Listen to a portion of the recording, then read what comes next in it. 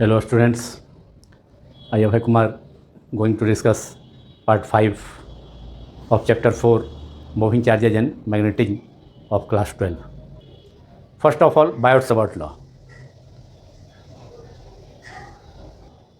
Two French scientists, Biot and Savart, gave a mathematical expression to determine the magnitude and direction of magnetic field at a point due to a small current element of a current carrying conductor. And this mathematical expression given by two scientists Biot and Savart is called Biot-Savart law, which is the mathematical expression is dV is equal to mu naught by 4 pi I dl sin theta upon r square. France के दो scientist Biot and सवार्ट ने किसी धारावाही चालक के किसी धारा अल्पांश के कारण उसके चुंबकीय क्षेत्र में स्थित किसी बिंदु पर चुंबकीय क्षेत्र का परिमाण एवं दिशा के लिए एक गणितीय व्यंजक दिया और उस गणितीय व्यंजक को, उस गणितीय सूत्र को, मैथमेटिकल एक्सप्रेशन को बायोट-सवार्ट लॉ कहा जाता है। अब उस बायोट-सवार्ट लॉ को कैलकुलेट करने के लिए एक स्मॉल करंट एलिमेंट हम लेते हैं, एक करंट कैरिंग कंडक्टर का, जिसमें करंट फ्लो कर रहा है I from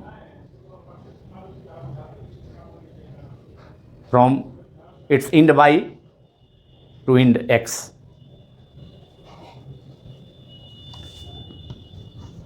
First of all, Biot-Savart law. Biot-Savart law.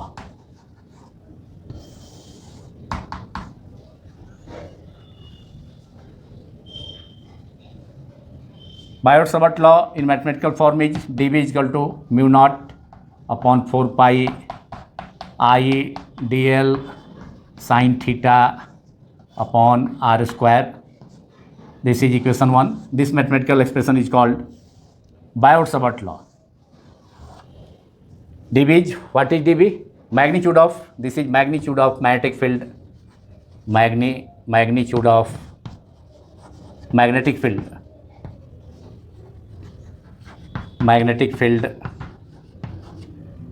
at a point,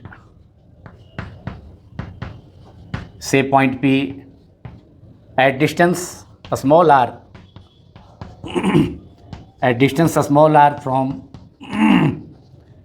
the center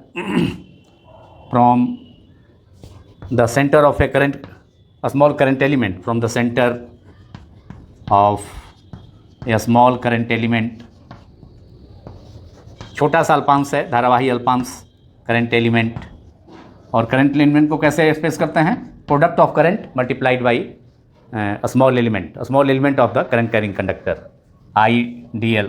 It is a vector quantity, so we can write also it as IDL, current L. तो इस current element के centre से r distance पर कोई point P है, वहाँ magnitude of magnetic field है dV, small element के कारण। इस बात को ध्यान में रखना चाहिए कि बायोट-सवार्ट law entire current carrying conductor के कारण मैग्नेटिक फील्ड का किसी पॉइंट पर मैग्नेटिक फील्ड का एक्सप्रेशन नहीं देता है, बल्कि उसके स्मॉल करंट एलिमेंट के कारण देता है। और पूरे कंडक्टर के कारण कैलकुलेट करना है तो उसको हम इंटीग्रेट करना पड़ेगा, इंटायर कंडक्टर पर इंटीग्रेट करना पड़ेगा, तब इंटायर करंट कैरिंग कंडक्टर के कारण उसके मैग्नेटिक फील्ड में कोई पॉइंट P होगा r डिस्टेंस पर, चाहे जो भी डिस्टेंस हो, r का वैल्यू 5 cm हो, 2.5 cm हो, 10 cm हो, depends on the problem, the value of r given in the problems. तो ये मैग्नीट्यूड हो गया of magnetic field eight A point P at distance small r from the centre of A small current element IDL of a current carrying conductor, IDL of a current carrying conductor, of a current carrying conductor. This is the, और के एक proportionality constant इसमें आता है, क्योंकि dB जो होगा वह जो है करंट एलिमेंट के प्रोपोर्शनल होगा, I का सेपरेटली भी आई का भी प्रोपोर्शनल हो सकता है, डीएल का भी, और आई डीएल का एक साथ भी टुगेदर भी प्रोपोर्शनल होगा। साइन थीटा का प्रोपोर्शनल होगा। What is theta?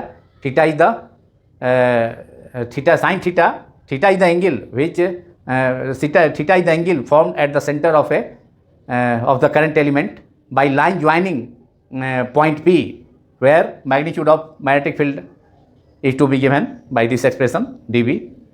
तो line joining the point P where magnetic field is dB due to current element IDL. तो theta is the angle formed at the center of a current element of the current carrying conductor by line joining the point P.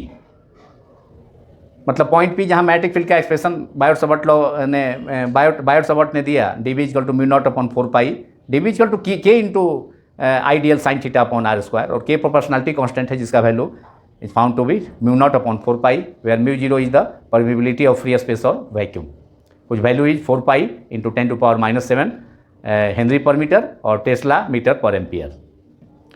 तो ये mu naught का value हो जाएगा। तो कहने का मतलब थीटा क्या है? थीटा एंगल है। अब इसको फिगर से हम स्केच करते हैं तो आपको क्लियर होगा फिगर आप सबों को। एक फिगर जो है करंट कैरिंग थी, एक करंट कैरिंग कंडक्टर हम सपोज करते हैं, एक करंट कैरिंग कंडक्टर जो है, देखिए एक करंट कैरिंग कंडक्टर है, ये किसी भी शेप का हो सकता है, स्ट्रेट वायर हो सकता है, इरेगुलर शेप का हो सकता है, रेगुलर शेप का हो सकता है, स्ट्रेट वायर कंडक्टर हो सकता है, सर्कुलर लूप हो सकता है, कोई भी। एक इंडेक्स है, दूसरा यहाँ पर वाई मान लेते हैं, करंट फ्लो कर रहा है x to y current I, और यहाँ एक एलिमेंट ले लिया, यही करंट एलिमेंट हो जाएगा, स्मॉल एलिमेंट है, करंट एलिमेंट लेंथ dl है, इसका लेंथ dl है और करंट फ्लो कर रहा है, तो करंट एलिमेंट हो गया ये, करंट एलिमेंट हो गया ये I dl, ये dl स्मॉल एलिमेंट हो गया, dl वेक्टर, तो करंट एलिमेंट I dl, और चूँकि डायरेक्शन इसका है, मान लिया ये CD है, C से D की तरफ है इसका डायरेक्शन, तो स्मॉल एलिमेंट जो है करंट एलिमेंट इसके सेंटर पर, ये सेंटर हो गया, और यहाँ पर कोई पॉइंट P है जहाँ पर कि मैग्नेटिक फील्ड का expression, mathematical expression Biot and Savart ने दिया, और ये डिस्टेंस R है, और ये जो करंट एलिमेंट है, स्मॉल एलिमेंट है, तो इसका सेंटर है, मान लिया कि ये सेंटर वो है इसका सेंटर स्मॉल एलिमेंट का, करंट एलिमेंट का, और सेंटर से P को, यहाँ पर P का मैग्नेटिक फील्ड का जो है, मैग्नेटिक फील्ड का मैग्नीट्यूड dV है, डायरेक्शन भी होगा इसका, जिसको राइट हैंड रूल से हम राइट हैंड थंब रूल से इसका P पॉइंट पर डायरेक्शन को हम इंडिकेट कर सकते हैं, रिप्रेजेंट कर सकते हैं। तो ये R हो गया, और यहाँ एंगल थीटा हो गया, ये देखिए यही स्मॉल एलिमेंट के सेंटर पर एंगल थीटा है, इसके सेंटर से P को ज्वाइन करने वाला लाइन जो है ये हो गया, और यहाँ dB होगा जिसका वैल्यू जो है देखना होगा कि ये इनवर्ड नॉर्मल आउटवर्ड नॉर्मल, यहाँ पर जो है देखिए करंट का डायरेक्शन ऐसा है, इस ढंग से है, करंट का डायरेक्शन ऐसे है, ये करंट ऐसे थंब को इसके लॉन्ग रखें, कर्ल फिंगर अंदर जा रहा है, इनवर्ड जा रहा है, यही पॉइंट इधर होता है तो ये कर्ल फिंगर आउटवर्ड जाता इधर। तो ये कहने का मतलब है, या पाम रूल से भी देख सकते हैं, करंट को जो है, थंब को जो है करंट के कंडक्टर के लॉन्ग रखेंगे, और फिंगर को जहाँ पर जिस पॉइंट की तरफ, जिस पॉइंट पर मैग्नेटिक फील्ड इंडिकेट करना है, रिप्रेजेंट करना है, कैलकुलेट करना है, उधर जो है उस जो स्टेज फिंगर है 4 फिंगर्स उसको रखेंगे, ऑल 4 फिंगर्स को एक से P की तरफ। तो पाम जो है किधर जा रहा है, नीचे जा रहा है, इनवर्ड जा रहा है, नीचे की ओर जा रहा है, तो इसलिए यहाँ पर P का जो dB का जो डायरेक्शन होगा, inward normal to the plane of paper, यहाँ प्लेन ऑफ द बोर्ड है, इनवर्ड नॉर्मल हो गया प्लेन के अंदर की तरफ। मैग्नेटिक फील्ड जो होता है दो तरफ, इनवर्ड नॉर्मल और आउटवर्ड नॉर्मल, आउटवर्ड नॉर्मल को डॉट इंसर्किल करके, डॉट देके इंसर्किल कर देते हैं, उसे रिप्रेजेंट करते हैं, और यहाँ पर इनवर्ड नॉर्मल है। तो dB according to right hand thumb rule और राइट हैंड पाम रूल से, दोनों से हमने दिखा दिया। ये थंब को इसके अलॉन्ग रखेंगे, कर्ल फिंगर अंदर जा रहा है, मैग्नेटिक फील्ड का मैग्नेटिक फील्ड का डायरेक्शन इनवर्ड नॉर्मल हो गया, या पाम रूल से थंब को इसके अलॉन्ग रखेंगे और फिंगर्स को इंडिकेट करेंगे पॉइंट P की तरफ, जहाँ पर मैग्नेटिक फील्ड देखना है, का डायरेक्शन देखना है हमको, रिप्रेजेंट करना है। तो पाम जो होगा वो अंदर की ओर जा रहा है, तो इसलिए inward normal to the plane of paper, R हो गया। यही फिगर हो गया आपका बायोट-सावर्ट के लिए। तो बायोट-सावर्ट ने यह बतलाया कि जो करंट एलिमेंट IDL है, स्मॉल एलिमेंट CD है, इससे का लेंथ DL है, C से D की ओर डायरेक्शन है, इसलिए वेक्टर हो गया, और I करंट से मल्टीप्लाई कर दिए तो करंट एलिमेंट हो गया। तो करंट एलिमेंट के कारण जो P पॉइंट पर मैग्नेटिक फील्ड होगा वह प्रोपोर्शनल होगा किसके, IDL के, मतलब I के भी प्रोपोर्शनल होगा, DL के भी प्रोपोर्शनल होगा, dB magnitude of magnetic field at point P। और यहाँ जो एंगल फॉर्म हो रहा है करंट एलिमेंट के सेंटर पर पी पॉइंट को ज्वाइन करने वाला लाइन के द्वारा, उसके साइन थीटा के भी डायरेक्टली प्रोपोर्शनल है। और लेकिन केवल जो डिस्टेंस है इसका, पी का जो डिस्टेंस करंट एलिमेंट के सेंटर से पी का जो डिस्टेंस है उसके इन्वर्सली प्रोपोर्शनल है। और सबको कंबाइन कर देंगे, D V varies I, D V varies L, D V varies sine theta, D V varies 1/r², combine कर देंगे तो D V varies I D L sine theta upon r², और उसको इक्वल साइन में थी equal करके उसको लिखेंगे डी वी को, तो एक प्रोपोर्शनलिटी कांस्टेंट देना होगा के, और के का वैल्यू μ0/4π ये पाया जाता है। It is found at the value of K is found to be μ0/4π, where μ0 is what is μ0 is permeability of free space, K का वैल्यू है वेयर के इज इक्वल टू μ0/4π, एक प्रोपोर्शनलिटी कांस्टेंट के है, और μ0 क्या है, μ0 is permeability of free space और vacuum, permeability of free space और वैक्यूम, फ्री स्पेस और वैक्यूम, इसका वैल्यू होता है 4π × 10⁻⁻7 हेनरी पर मीटर, और टेस्ला पर मीटर एम्पियर, टेस्ला पर मीटर एम्पियर, इसका दो वैल्यू हो गया, माने दो यूनिट हो गया, हेनरी पर मीटर और टेस्ला मीटर पर एम्पियर, टेस्ला मीटर पर ampere. This is the value of permeability of free space और वैक्यूम, 4π × 10⁻⁻7 हेनरी पर मीटर और टेस्ला मीटर पर ampere.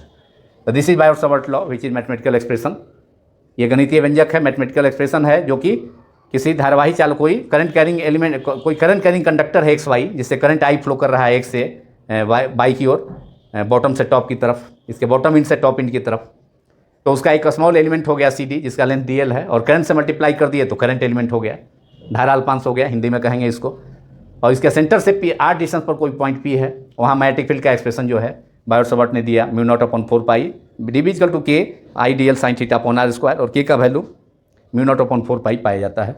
It is found eight, जहाँ μ0 क्या है, परमिबिलिटी ऑफ फ्री स्पेस और वैक्यूम, हिंदी में निर्वात या शून्य की चुंबकनशीलता, जिसका वैल्यू 4π × 10⁻⁻7 हेनरी पर मीटर और टेस्ला मीटर पर एम्पियर ये होता है। तो ये बायोट-सावर्ट लॉ है, और बायोट-सावर्ट लॉ को मैथमेटिकल फॉर्म में भी वेक्टर फॉर्म में भी रिप्रेजेंट हम कर सकते हैं, वेक्टर फॉर्म। ये किसी बायोट-सावर्ट लॉ जो है, शॉर्ट क्वेश्चन में केवल बायोट-सावर्ट लॉ को एक्सप्लेन करना, उसको लिखना, ये किसी भी बोर्ड में, सीबीएसई बोर्ड से लेकर के ऑल इंडिया से लेकर किसी भी स्टेट बोर्ड्स में, ऑल इंडिया में कहीं भी ये पूछा जाता है, किसी बहुत वेरी इंपॉर्टेंट टॉपिक ये है बायोट-सावर्ट लॉ।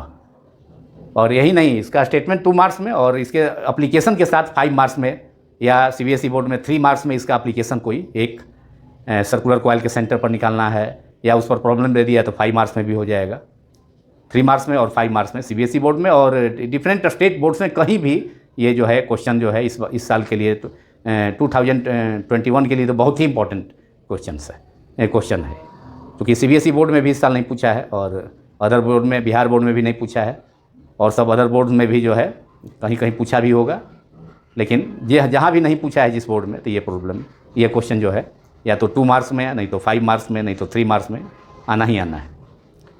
बहुत इंपॉर्टेंट टॉपिक है, वेरी इंपॉर्टेंट टॉपिक, इसलिए इसको बढ़िया से पढ़ना चाहिए। ये हो गया। तो वेक्टर फॉर्म में, तो अगर बायोट-सावर्ट लॉ, तो ये तो मैथमेटिकल एक्सप्रेशन देंगे ही, इसको वेक्टर फॉर्म में भी लिखना होगा। तो इसको वेक्टर फॉर्म में हम लिख सकते हैं, इन वेक्टर फॉर्म बायोट-सावर्ट लॉ, इधर लिखता हूँ, इन वेक्टर फॉर्म बायोट-सावर्ट लॉ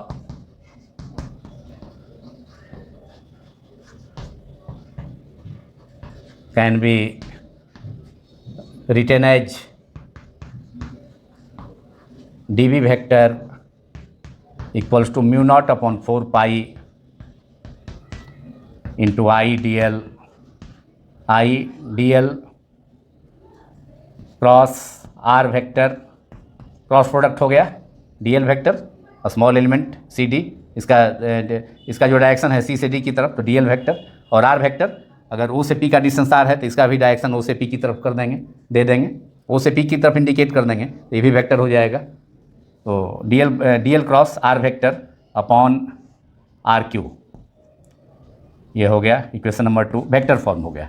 अब डीएल क्रॉस आर को हम क्रॉस प्रोडक्ट का फॉर्मूला यूज करेंगे, mod of DL into mod of R into sine theta, तो DL r साइन थीटा, और नीचे में r² है तो यहाँ पर एक r और बढ़ाना होगा, r³ करना होगा, नहीं तो DL into r into sine theta, तो r से r³ कट जाएगा तो फिर आ जाएगा इस फॉर्म में IDL sine theta μ0/4 pi dV equal to μ0/4 pi IDL sine theta upon r²। तो ये वेक्टर फॉर्म हो गया बायोट-सावर्ट लॉ का, dV equal to μ0/4 pi IDL cross r vector, DL vector cross r vector upon r³। तो ये vector form होगा। तो अगर ये शॉर्ट क्वेश्चन में आता है स्टेट बायोट-सावर्ट लॉ, तो इसका दोनों देना होगा, इसका मैग्नीट्यूड ये फॉर्म भी देना होगा मैथमेटिकल एक्सप्रेशन, और उसका वेक्टर फॉर्म भी देना होगा। दोनों में एक एक मार्क्स जो है इंडिकेटेड होता है ये एग्जामिनेशन में, क्वेश्चन पेपर में, दोनों में एक एक मार्क्स जो है प्रोवाइड होता है। तो इसलिए दोनों फॉर्म देना जरूरी है। एक फॉर्म आप लिखेंगे तो कुछ ना कुछ मार्क्स, कम से कम हाफ मार्क्स तो उसमें जो है आपका डिडक्ट हो ही जाएगा। तो ये काफ़ी इंपॉर्टेंट टॉपिक है, इसको आप तैयार करें। अब इसका एप्लीकेशन हम देखेंगे, इसका सर्कुलर एप्लीकेशन 3 है, लेकिन आज हम इसमें इसके साथ एक एप्लीकेशन देखेंगे। ये application of Biot Savart law in case of a current carrying circular coil और सर्कुलर लूप, उसके सेंटर पर मैग्नेटिक फील्ड निकालेंगे। और एक अलग भी है, सेमी सर्कुलर लूप के एक्सिस पर जो है मैग्नेटिक फील्ड का एक्सप्रेशन निकालना है, वो अलग केस है, उसको अगले पार्ट में करूँगा। और एक स्टेट वायर है current carrying state conductor, very long state conductor state wire. तो ड्यू टू स्टेट वायर, उसके किसी पॉइंट पर जो है उसके निकट कोई पॉइंट है, उसके नियर कोई पॉइंट है करंट कैरिंग स्टेट वायर के, तो उस पॉइंट पर भी बायोट-सावर्ट लॉ का यूज करके मैग्नेटिक फील्ड का एक्सप्रेशन कैलकुलेट किया जा सकता है, वो भी एप्लीकेशन में करूँगा। लेकिन इसके साथ जो है एक एप्लीकेशन आज कर रहा हूँ, to determine the magnetic field at the centre of a current carrying conductor. और उसके अलावा 2 प्रॉब्लम भी, एक बायोट-सावर्ट लॉ पर और एक जो है एक करंट कैरिंग सर्कुलर लूप पर, जो कि NCERT प्रॉब्लम होगा। और बायोट-सावर्ट लॉ पर जो प्रॉब्लम करूँगा वो 2019 एग्जाम में all India CBSE board examination में पूछ चुका है 12 एग्जाम में 2 मार्क्स में, तो उसको करूँगा, वही क्वेश्चन। तो ये Biot Savart law in vector form हो गया, DL μ0 dV vector equal to μ0/4 pi into IDL cross r upon r³। अब dV का जो डायरेक्शन है वो किधर है, inward normal to the plane according to right hand thumb rule और right hand palm rule. Direction of dV at P is given by which is indicated by cross in circle cross। Direction of dV at P, point P is इधर है inward normal to the plane indicated by symbol cross in circle cross को circle के अंदर में दे करके inward normal to the plane magnetic field के direction को रिप्रेजेंट किया जाता है। और किसके नियम के रूल के अनुसार हुआ, according to right hand thumb rule और right hand palm rule. According to right hand thumb rule पहले भी मैं बता चुका हूँ इसमें पार्ट 1 में ही, इस चैप्टर के पार्ट 1 में भी 3 लॉज बताया था हमने। Right hand thumb rule, current carrying conductor के कारण, due to current carrying conductor magnetic field को रिप्रेजेंट करने के लिए डायरेक्शन को 3 rules, right hand thumb rule, Maxwell corkscrew rule और लास्ट मैक्सवेल पाम रूल। तीनों रूल को मैंने बतलाया और एक्सप्लेन भी कर दिया था। यहाँ पर फिर उसको थोड़ा सा रिमाइंड कराया। According to right hand thumb rule, direction of magnetic field at point P due to current element ideal of the current carrying conductor XY, right hand thumb rule. तो ये आपका बायोट-सावर्ट लॉ हो गया, magnitude form में भी और vector form में भी, दोनों एग्जाम में लिखना होगा अगर स्टेट 2 मार्क्स में आता है तब, स्टेट बायोट-सावर्ट लॉ। अब इसका एप्लीकेशन हम देखते हैं करंट कैरिंग सर्कुलर लूप के केस में।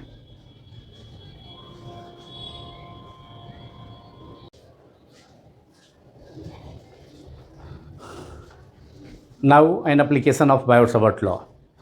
बायोट-सावर्ट लॉ का एक अनुप्रयोग एप्लीकेशन देखते हैं, और वह काफ़ी इम्पोर्टेंट है, जो कि 2019 में भी पूछा था all India CBSE board examination में, और 2011 में भी पूछ सकता है। बिहार बोर्ड के लिए भी काफ़ी इम्पोर्टेंट है, और अदर बोर्ड्स यूपी बोर्ड ये सब के लिए भी, झारखंड बोर्ड, बाकी other boards, Uttarakhand board, sir मैंने हर जितने भी बोर्ड्स हैं उसमें ऑलमोस्ट ऑल बोर्ड्स में जो है प्रॉब्लम, अगर इस साल नहीं पूछा होगा अदर बोर्ड्स में भी तो ये पूछ सकता है कमिंग एग्जामिनेशन में। अब यहाँ magnetic field at the centre of a current carrying circular loop of radius R और कैपिटल आर, दोनों हो सकता है। अगर दिया रहे एग्जाम में कैपिटल आर, स्मॉल आर तो स्मॉल आर टेक करेंगे, अगर कैपिटल आर है तो कैपिटल आर सपोज करेंगे, नहीं दिया रहे तो आप कुछ भी ले सकते हैं, small R, capital R, small A भी ले सकते हैं रेडियस यूजिंग बायोट-सावर्ट लॉ। तो this is one of the application of Biot Savart law and very very important ये एप्लीकेशन ये है। और एक एक्सिस है सर्कुलर कॉइल के एक्सिस पर मैग्नेटिक फील्ड कैलकुलेट करना है, वो भी जो है इंपॉर्टेंट टॉपिक है, उसको नेक्स्ट पार्ट में मैं बतलाऊँगा, क्योंकि इस पार्ट में कुछ प्रॉब्लम्स भी करना है, इसलिए अलग से एक पार्ट करना होगा उसके लिए एक पार्ट। और फिर जो है उसमें ड्यू टू ये state very infinitely long state wire के कारण, करंट कैरिंग स्टेट वायर के कारण मैग्नेटिक फील्ड का एक्सप्रेशन कैलकुलेट करना होगा, वो भी एक एप्लीकेशन है, उसको भी मैं करूँगा। तो सपोज करते हैं एक सेमी सर्कुलर लूप है, सर्कुलर लूप है, सेमी सर्कुलर। अगर सर्कुलर सर्किल के सेंटर पर निकाल लेंगे तो सेमी सर्किल के सेंटर पर उसका हाफ हो जाएगा। कभी कभी सेमी सर्किल के भी वो भी 2 मार्क्स में पूछता है, CBSE भी पूछा है, अदर बोर्ड्स में भी पहले भी पूछ चुका है कि एक वायर है जो कि सेमी सर्किल के फॉर्म में बेंट है और उसमें आई करंट फ्लो कर रहा है, उसका रेडियस दिया हुआ है स्मॉल आर और कैपिटल आर, तो उसके सेंटर पर कितना मैग्नेटिक फील्ड का एक्सप्रेशन होगा वो कैलकुलेट करना है। तो हम वो भी कैलकुलेट कर सकते हैं बायोट-सावर्ट से। अगर हम सर्कुलर कॉइल के सेंटर पर निकाल लेंगे तो जितना उसके सेंटर पर होगा मैग्नेटिक फील्ड, सर्कुलर कॉइल के सेंटर पर जो एक्सप्रेशन फॉर मैग्नेटिक फील्ड होगा उसका जस्ट हाफ हो जाएगा सेमी सर्किल के सेंटर पर। तो काफ़ी इजी है, अगर सर्कुलर कॉइल का जानते हैं तो सेमी सर्किल का भी निकाल सकते हैं। तो सपोज करते हैं एक सेमी सर्कुलर लूप और circular loop of radius small R. ये सर्कुलर लूप हो गया जिसका रेडियस जो है, इसका रेडियस आर है, स्मॉल आर, यह स्मॉल आर इसका रेडियस हो गया, और इसमें करंट फ्लो कर रहा है I. Let I be the current flow through the loop, circular loop in clockwise direction, anti clock भी दे सकते हैं डायरेक्शन, केवल मैग्नेटिक फील्ड का डायरेक्शन चेंज हो जाएगा। अब यहाँ जो सर्कुलर लूप जो है करंट इन क्लॉकवाइज में है, तो direction of magnetic field centre पर कैसे होगा कि किस डायरेक्शन में होगा, इनवर्ड या आउटवर्ड नॉर्मल। अब इसमें फिर जो है राइट हैंड थंब रूल का यूज करेंगे। यहाँ पर जो है, यहाँ करंट जो है कैसे है, यहाँ क्लॉकवाइज है, यहाँ करंट क्लॉकवाइज है, क्लॉकवाइज, एंटी क्लॉक रहता तो अपवर्ड होता, अब क्लॉकवाइज है। ये जो स्टेज फिंगर है उसको करंट के डायरेक्शन में, तो थंब जो है यहाँ डायरेक्शन ऑफ मैग्नेटिक फील्ड देगा। तो देखिए क्लॉकवाइज है, ऐसे थंब नीचे जा रहा है, मतलब यहाँ डायरेक्शन जो ऊपर होगा सेंटर पर मैग्नेटिक फील्ड का, वह जो है इनवर्ड नॉर्मल होगा। ये इसको घेर देते हैं, इनसर्किल कर देते हैं, ये डायरेक्शन ऑफ मैग्नेटिक फील्ड हो गया डी वेक्टर पूरे सर्किल के कारण, inward normal to the plane of paper, जो कि राइट हैंड थंब रूल से हुआ। राइट हैंड रूल से थंब जो है यहाँ पर ऐसे तो स्टेट कंडक्टर रहता है तो थंब को रखते हैं, ठीक है, कंडक्टर जिससे करंट फ्लो कर रहा है, करंट के लॉन्ग कंडक्टर को रखते हैं, उस कंडक्टर को रखते हैं जिस डायरेक्शन में करंट फ्लो कर रहा है उसके लॉन्ग थंब रखते हैं, तो कर्व फिंगर जो है मैग्नेटिक फील्ड के डायरेक्शन को देगा। लेकिन सर्कुलर लूप के केस में अब देखें क्लॉकवाइज है कि एंटी क्लॉकवाइज है, तो क्लॉकवाइज है, क्लॉकवाइज है तो जो स्टेज फिंगर है उसको करंट के डायरेक्शन के लॉन्ग रखेंगे, तो थंब जो होगा वो डायरेक्शन ऑफ मैग्नेटिक फील्ड देगा, जो कि नीचे की तरफ नीचे जा रहा है, मतलब inward normal to the plane, जो क्रॉस करके इनसर्किल करती है। तो यही हो गया फिगर। तो यहाँ पर जो है एक अब ये सर्कुलर लूप है, रेडियस आर है, इससे करंट आई फ्लो कर रहा है क्लॉकवाइज डायरेक्शन में। अब इसके सेंटर पर निकालना है पूरे सर्कुलर लूप के कारण, तो इसका एक स्मॉल एलिमेंट ले लेते हैं। बायोट-सावर्ट लॉ तो करंट एलिमेंट लेना होगा, तो एक एलिमेंट ले लेते हैं जिसका लेंथ dl है और करंट आई फ्लो किया तो करंट एलिमेंट idl हो जाएगा, लेकिन लेंथ जो है यहाँ cd है, स्मॉल एलिमेंट dl है इसका लेंथ। अब यहाँ देखिए ये रेडियस r जो है, यहाँ पर dl पर कितना एंगल फॉर्म होगा सेंटर से ये जो एलिमेंट लिए हैं स्मॉल एलिमेंट या करंट एलिमेंट सर्कुलर लूप का, यहाँ कितना एंगल फॉर्म होगा, क्योंकि यहाँ टेंजेंट जो ड्रॉन करेंगे इस पॉइंट पर, सर्किल पर जो टेंजेंट ड्रॉन करेंगे किसी पॉइंट पर, तो रेडियस पर के नॉर्मल होता है, तो यहाँ एंगल जो फॉर्म होगा 90 डिग्री। तब बायोट-सावर्ट लॉ अप्लाई कर दीजिए। CD के कारण जो है, CD स्मॉल एलिमेंट है, ऐसे करंट आई फ्लो करेगा तो करंट एलिमेंट IDL हो जाएगा, लेंथ इसका DL है। इसके कारण इसके सेंटर पर जो मैग्नेटिक फील्ड होगा उसका magnitude of magnetic field eight dB using Biot-Savart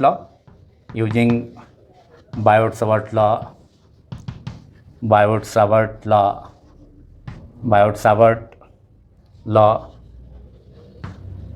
magnitude of magnetic field at the center due to a small element, current element or small element dl is magnitude of magnetic field, magnitude of magnetic field at the center of the current carrying circular loop in which current I flows in clockwise direction. ये घड़ी की सुई की दिशा में ये clockwise हो गया current at the centre field magnetic field using Biot Savart law magnitude of magnetic field at the center of the current carrying circular loop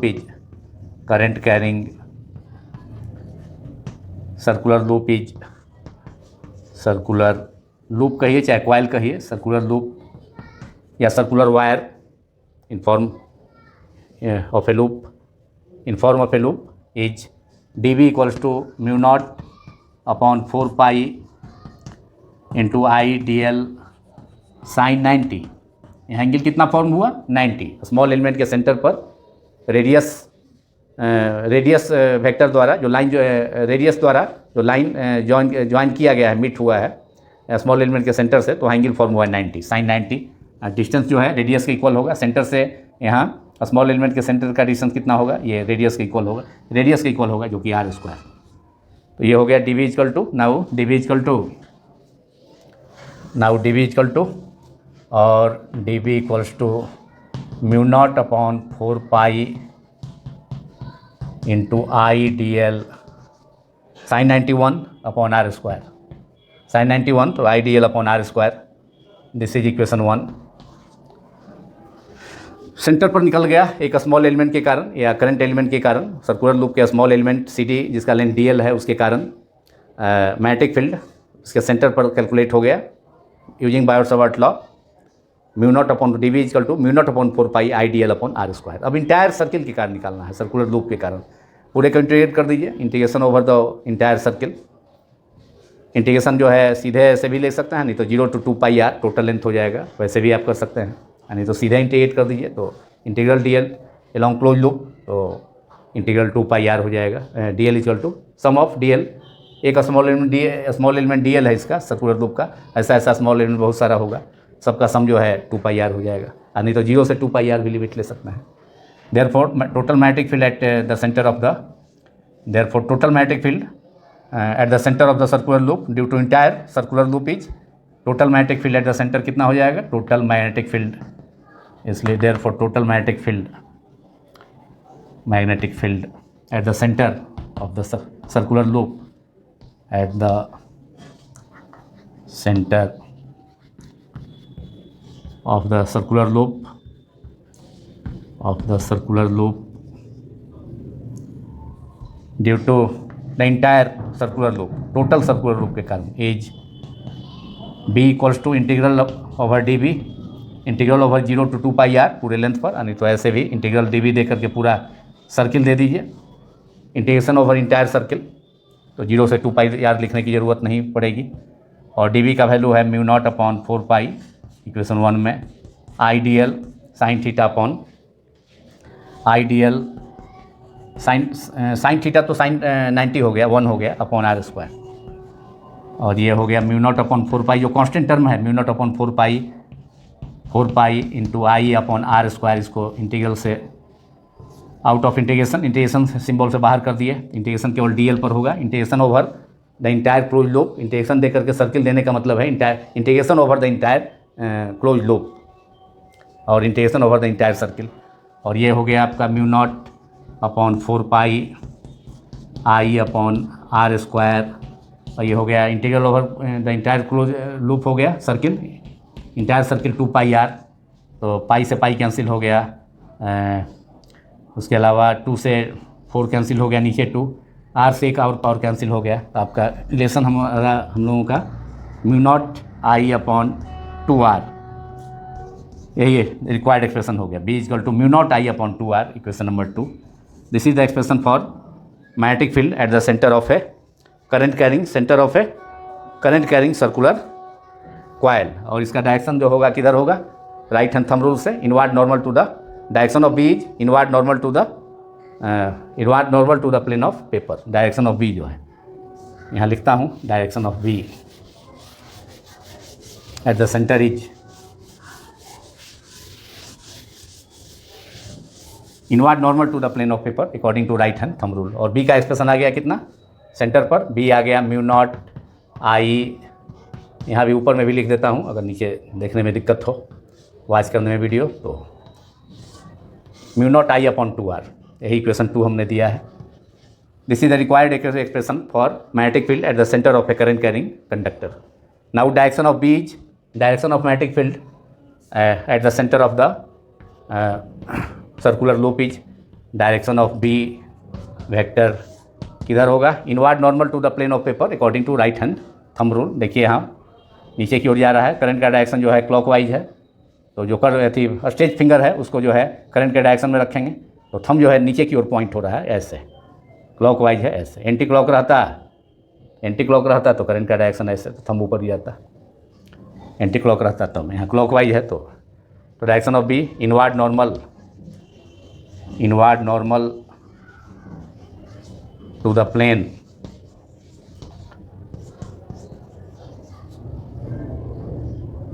directed by represented by symbol cross encircled according to right hand thumb rule, right hand RH thumb rule।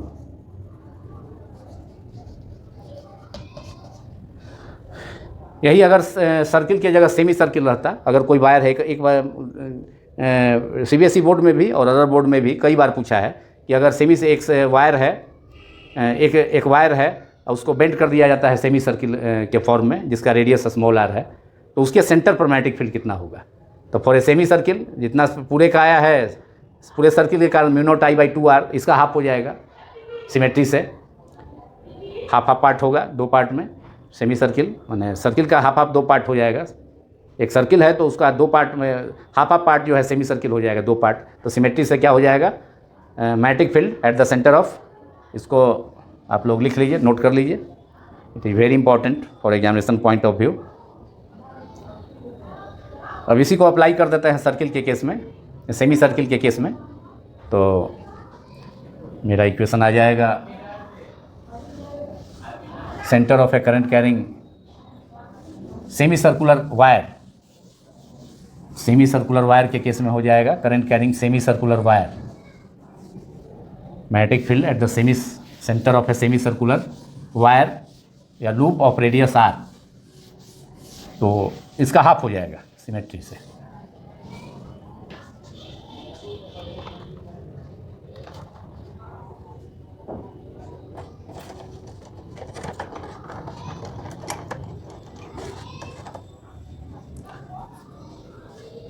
at the center of a current carrying semicircular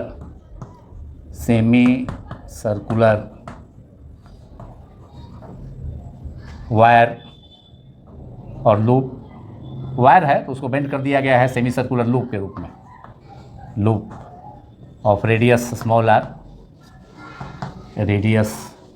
r is, अब जो है semicircular wire के रूप में इसको, यहाँ circular है, यहाँ सेमी सर्कुलर वायर हो गया, यहाँ भी वही है, स्मॉल एलिमेंट लेंगे, यहाँ भी 90 डिग्री एंगल फॉर्म होगा स्मॉल एलिमेंट के सेंटर पर, r है, ये सेंटर है, यही सेमी सर्कुलर एक वायर है जो कि सेमी सर्कुलर लूप के रूप में इसको बेंड कर दिया गया है, करंट आई फ्लो कर रहा है।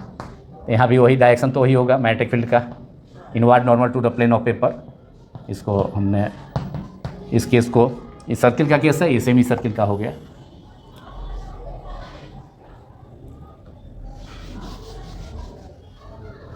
तो v equal to mu naught I by 2r है इसमें सर्किल के केस में, इसका उसका हाफ हो जाएगा, that is mu naught I by 2 I upon 4r हो जाएगा।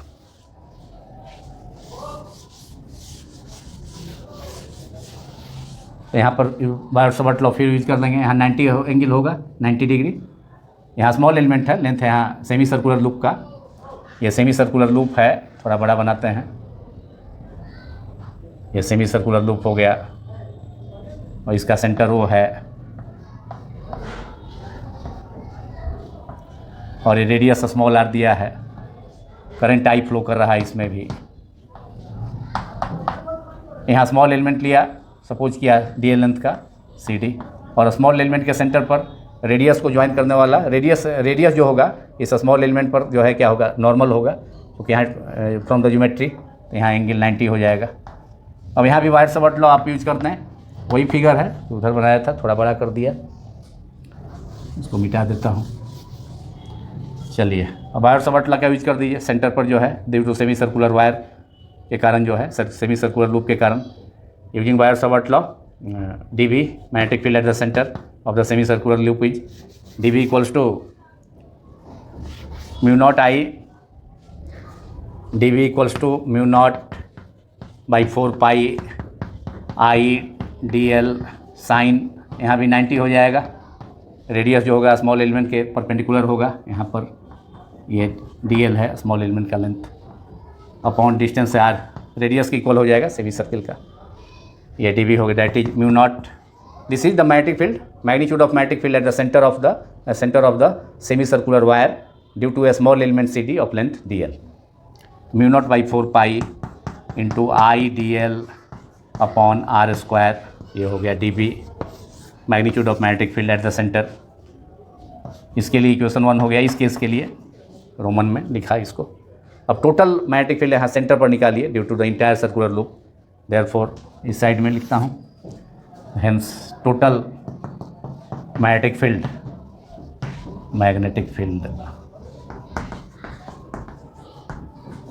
at the center O of the semicircular loop, current carrying due to the center of the current carrying, इससे भी करंट आई फ्लो कर रहा है इस वायर से, जो कि सेमी सर्किल के फॉर्म में बेंड कर दिया गया है। Circular loop as B equals to integral D B, और यहाँ जो इंटीग्रेशन होगा 0 to पाई आर, जो कि सेमी सर्किल है इसका सरकमफेरेंस पाई आर होगा, तो डी बी का वैल्यू रख दें 0 to पाई आर कर सकते हैं, नहीं तो नहीं भी करेंगे तो पाई आर हो जाएगा टोटल एलिमेंट स्मॉल एलिमेंट का सम।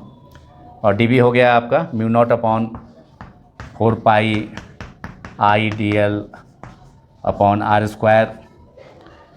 म्यू नॉट बाई 4 पाई बाहर हो गया, इंटीग्रेशन से कांस्टेंट है, integral D L mu naught by 4 pi I upon R square, integration से बाहर कर दिए, चूँकि ये आपका जो है कांस्टेंट है, और इंटीग्रल जो है 0 to सेमी सर्किल है, सेमी सर्किल का circumference 0 to pi R. 0 to pi R नहीं भी हम लिख सकते हैं, सीधे ऐसे भी लिख देंगे तो टोटल लेंथ जो है सेमी सर्किल का पाई आर हो जाएगा।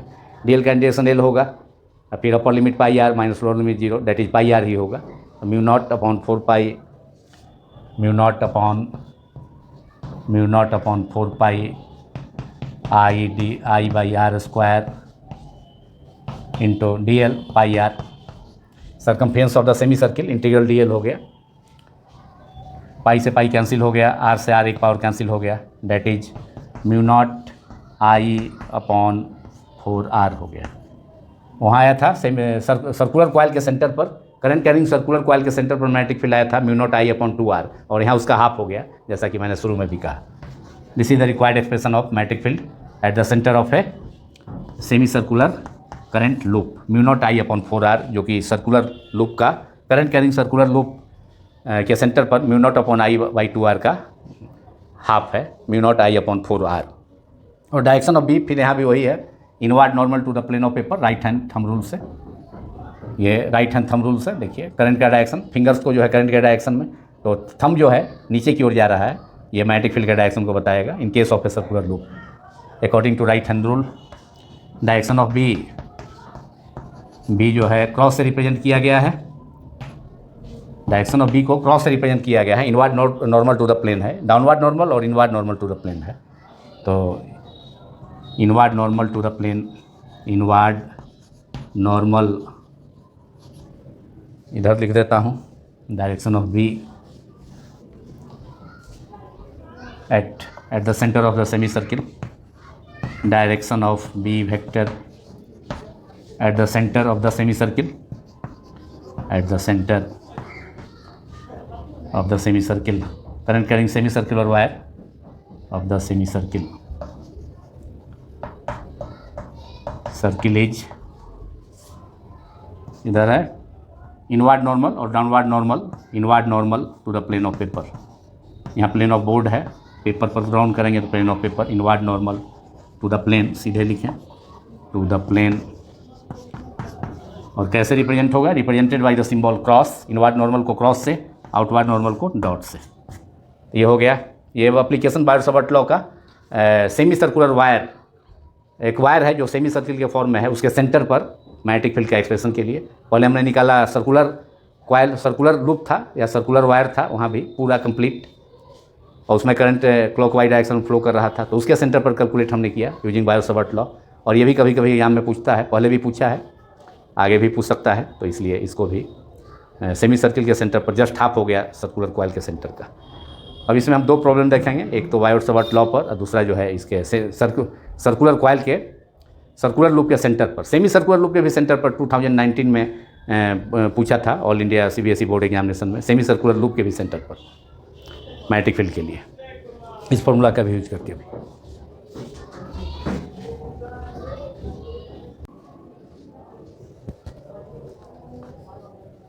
Now problems, this problem is based on the vector form of Bayout-Savarт law, and this question was asked in 2019 All India CBSE board examination, 12 board examination.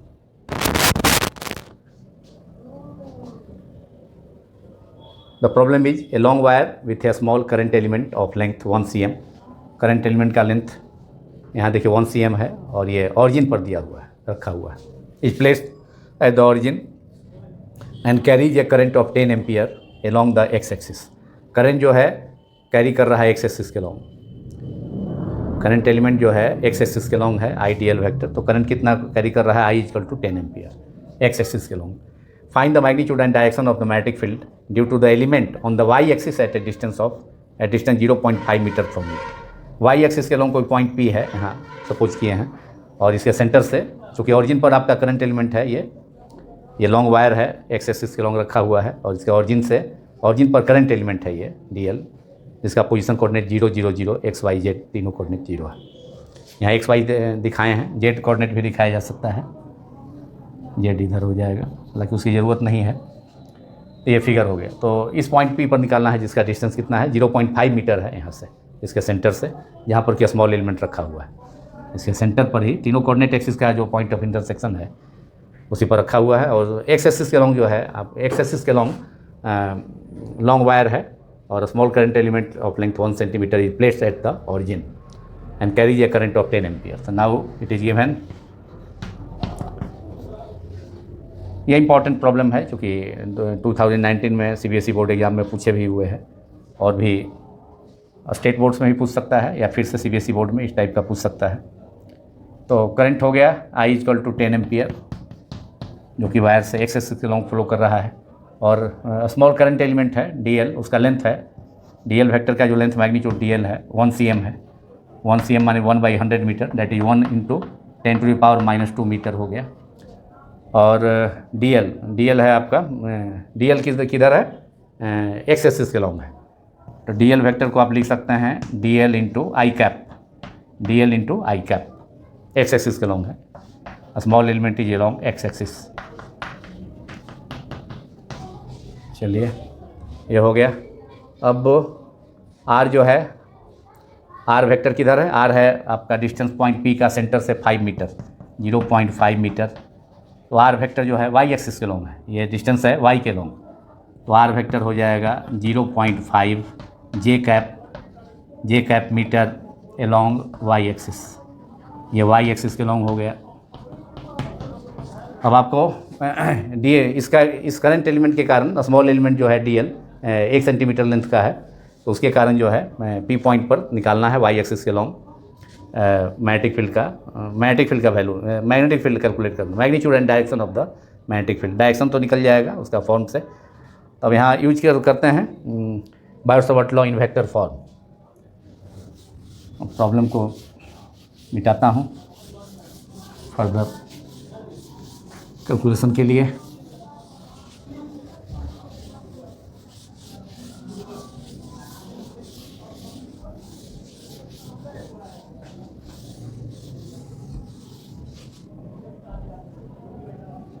तो Biot-Savart law in vector form is, थोड़ी देर पहले बतलाया हमने, Biot-Savart law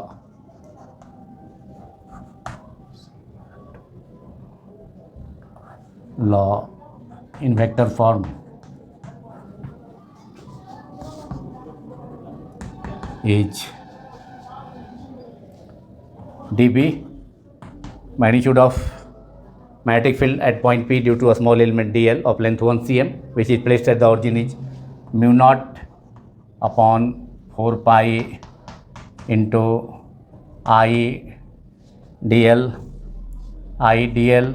vector cross r vector upon are cube. Mu naught का value नीचे लिखता हूँ 4 pi into 10⁻⁻7 upon 4 pi multiplied by current is i 10 ampere. और डी एल को आप लिख सकते हैं d l vector, d l into i cap, d L एक स्टेप लिख लेता हूँ, D L I cap cross are vector को आर वैक्टर 0.5 है और डी एल का वैल्यू जो है 1 × 10⁻⁻2 है। तो डी एल आई कैप लिखेंगे तो डी एल का वैल्यू यहाँ ही पुट कर देता हूँ 1 इंटू डी एल वैक्टर लिख चुका हूँ, D L I cap equal to 1 into 10⁻⁻2 I cap metre. तो 1 into 10⁻⁻2 I cap cross are vector is 0.5 J cap metre and distance is R is 0.5 metre, 0.5 Q हो गया। चलिए अब further calculation इसका 4 पाई से 4 पाई कैंसिल हो गया, mu naught 4 pi that is 10⁻⁻6 into 10 that is 10⁻⁻7 into 10 that is 10⁻1 10 + 1 और -7 that is -6 10⁻⁻6 multiplied by 10⁻⁻2 और 0.5 तो 5 इंटू इसको लिख सकता हूँ 5 इंटू 10⁻⁻1 यहाँ 10⁻⁻2 मल्टीप्लाइड बाई 10⁻⁻2 10⁻�3 हो जाएगा। आई क्रॉस जे इजकल टू के, मतलब डायरेक्शन हो जाएगा डीबी का किधर, के कैप किधर यूनिट वेक्टर होता है किसके लॉन्ग, किस एक्सिस के लॉन्ग, जेड एक्सिस के लॉन्ग। तो ये के कैप हो गया एलोंग जेड एक्सिस, डायरेक्शन यहीं क्लियर हो गया, एलोंग जेड एक्सिस होगा मैग्नेटिक फील्ड। स्मॉल एलिमेंट जो सेंटर पर ऑरिजिन पर है 1 सेंटीमीटर लेंथ का, उसके कारण वाई एक्सिस पर वहाँ से 0.5 मीटर की डिस्टेंस पर जो मैग्नेटिक फील्ड होगा तो उसका जो डायरेक्शन होगा किधर होगा, पी पॉइंट पर वाई एक्सिस पर निकालना है तो डायरेक्शन जो मैग्नेटिक फील्ड का होगा वो एलोंग जेड एक्सिस होगा, जेड का मतलब इधर इस एक्सिस के लॉन्ग होगा, normal to the plane of paper. तो ये हो गया 0.5, ये हो गया 10⁻⁻7 इंटू 10⁻6 हो गया और 0.5 इंटू 10⁻⁻2 तो 5 into 10⁻⁻3 I cross J equal to K cap upon, और ये हो गया 0.5 का क्यू तो 5 क्यू इंटू 10⁻3 अंक पर डिसिमल हो जाएगा, 0.5 इंटू 0.5 इंटू 0.5 तो हो जाएगा 10⁻3 और 5 into 5 25 multiplied by 5 125 multiplied by 10⁻3 in place पर डिसिमल होगा, -3 से -3 कैंसिल हो गया और यहाँ भी कैंसिल हो रहा है 25 मल्टीप्लाइड बाई 5 125 तो नीचे हो गया 125 और ऊपर में -6 बच रहा है, के कैप है और नीचे में 1/25 ये बच रहा है कितना नीचे में, we left with 1/25 multiplied by 10⁻⁻6 K cap is the unit vector along Z axis. DB का जो है डायरेक्शन होगा, ये तो मैग्नीट्यूड हो गया डीबी का 1/25 इंटू 10⁻⁻6 इसको करेंगे तो 0.04, इसको 1 में 25 से डिवाइड करेंगे तो 0.04 multiplied by 10⁻⁻6 K cap Tesla. Magnetic field का जो यूनिट होगा टेस्ला, टी से डिनोट करेंगे, टेस्ला टी से डिनोट करेंगे। यही आपका आंसर हो गया। दैट इज 4 × 10⁻⁻8 हो जाएगा। 0.4 × 10⁻⁻6 दैट इज 4 × यहाँ 2 प्लेस पर और डिसमल है तो 4 × 10⁻⁻8 के cap Tesla answer. This is the magnetic field at point P, that is at distance 0.5 meter from the small element which is placed at the origin. This is the answer. Now I am going to take the last problem, which is NCERT test problem. The problem related to magnetic field, to obtain magnetic field at the center of, calculate magnetic field at the center of a current carrying circular loop, which is the application of Wire-Savart law.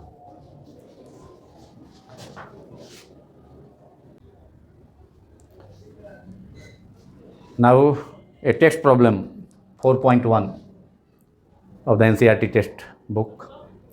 The problem is, it is based on the magnetic, to determine magnetic field at the center of a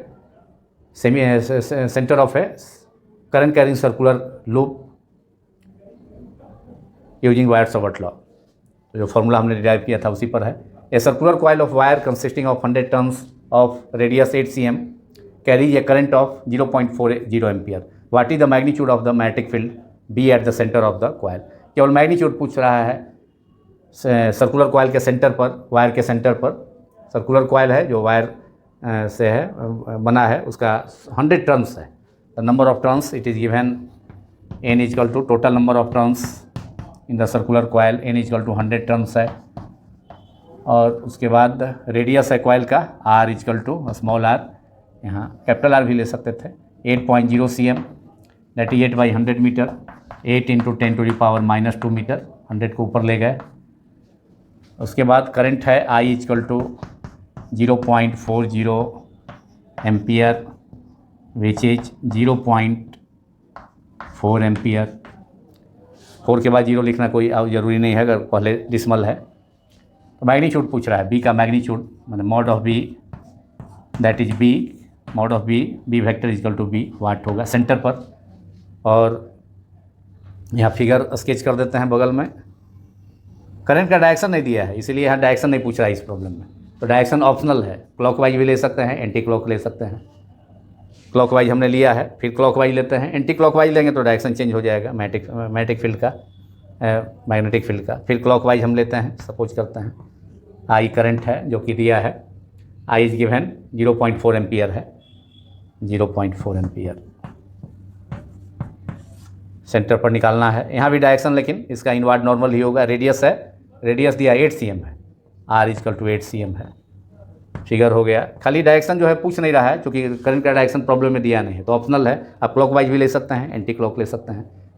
magnetic field का जो magnitude होगा centre पर, यदि direction होगा वह change हो जाएगा। Clockwise लेते हैं तो फिर जो है आपका क्या होगा, क्लॉकवाइज थंब जो है अंदर जा रहा है, जो फिंगर्स है वो करंट के डायरेक्शन में, क्लॉकवाइज के लिए ऐसे थंब नीचे की ओर जा रहा है, तो inward normal to the plane of paper. अगर एंटी क्लॉक होता, यहाँ एंटी क्लॉकवाइज होता, यही सेंटर है मैग्नेटिक फील्ड का डायरेक्शन। अगर एंटी क्लॉक लेते तो इसमें एंटी क्लॉक लेते तो फिंगर्स को जो है, फिंगर्स को करंट के सर्कुलर लूप में करंट के डायरेक्शन में बेंड करते तो थंब ऊपर की ओर जाता, तो मैग्नेटिक फील्ड यहाँ सेंटर पर outward normal to the plane of paper हो जाता है, आउटवर्ड नॉर्मल हो जाता, तो उल्टा हो जाता। तो चूँकि डायरेक्शन प्रॉब्लम में दिया नहीं है इसलिए मैग्नीट्यूड पूछ रहा है तो हमने क्लॉकवाइज ले लिया। तो B इक्वल टू निकालना है यूजिंग द फार्मूला। अभी फार्मूला हम डिराइव किए थे circular current carrying circular loop के सेंटर पर जो मैग्नेटिक फील्ड होता है, using the formula B equals to. अब आसान है काफ़ी, केवल फार्मूला पर बेस्ड है। B equal to magnetic field at the centre of the current carrying circular loop is B μ0 Ni, number of turns भी है इसलिए अगर नंबर ऑफ टर्न्स 1 है, सिंपल वायर है तो n इक्वल टू 1, लेकिन कॉयल है 100 टर्न है तो n लेना होगा अपॉन 2r।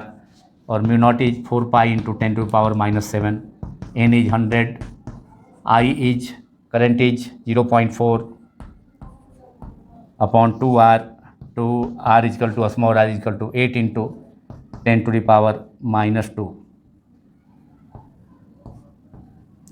माइनस टू से ये कैंसिल हो गया, -5 पावर बचेगा ऊपर में, और यहाँ 2 से कैंसिल हो गया, 2 से 2 कैंसिल हो गया, और फिर 2 से 8 कैंसिल हो गया 4, अब 4 से यहाँ 100 कैंसिल हुआ 25, इसमें 25 तो हो गया, बच गया अब 25 और 0.4 डेट इज 25 इंटू 400, एक अंक डेसिमल है, और यहाँ पाई भी है,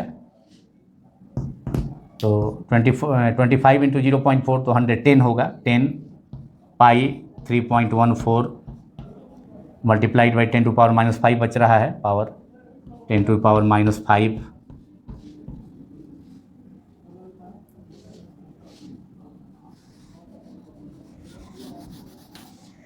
इधर लिखता हूँ लेफ्ट साइड में,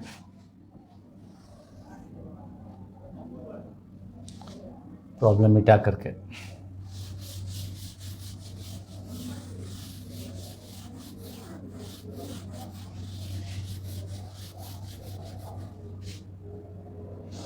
ये था रेडियस था 8 cm, मीटर में कन्वर्ट कर दिए, नंबर ऑफ टर्न्स दिया हुआ था 100, बस डाटा। अब ये बचा आपका b इक्वल टू, और b equal to right side के बॉटम से इधर ला रहे हैं बोर्ड के लेफ्ट कॉर्नर पर, तो हो गया 25 इंटू 0.4 तो 10.0 डेट इज 10, पाई है पहले, पाई का वैल्यू 3.14 और multiplied by 10 into 10 to the power -5, चलिए इक्वल्स टू हो गया 3.14, 10 इंटू 10 टू पावर +1 है, यहाँ -5 है, तो overall 10 to power -4 tesla answer. ये magnitude of b magnetic field at the centre of the circular loop, b is the magnitude of magnetic field at the centre of the circular loop. Circular loop जो है coil है, उसके circular coil के centre पर magnetic field का ये magnitude का value है। और डायरेक्शन तो आप देखिए रहे हैं, क्लॉकवाइज हमने लिया है, प्रॉब्लम में तो दिया नहीं है कि क्लॉकवाइज की एंटी क्लॉकवाइज, मैंने क्लॉकवाइज लिया है, इसका direction inward normal according to right hand rule. तो यही हो गया b equal to magnitude of magnetic field at the centre of the circular coil is b equal to 3.14 into 10 to power -4 tesla. और ये part, इसी के साथ part 5 जो कि बायोट-सावर्ट लॉ के बारे में था, और उसका एप्लीकेशन था सर्कुलर कॉइल का और सेमी सर्कुलर कॉइल के सेंटर पर मैग्नेटिक फील्ड कैलकुलेट किया। उसके अलावा 2 प्रॉब्लम भी कैलकुलेट किया, थी 2 प्रॉब्लम भी सॉल्व किया। तो ये पार्ट समाप्त हुआ। इसमें 2 और एप्लीकेशन है, तो उसके लिए अलग पार्ट्स में जो है ये मैं करूँगा। अगले पार्ट में फिर applications of remaining Biot Savart law होगा। Thank you very much.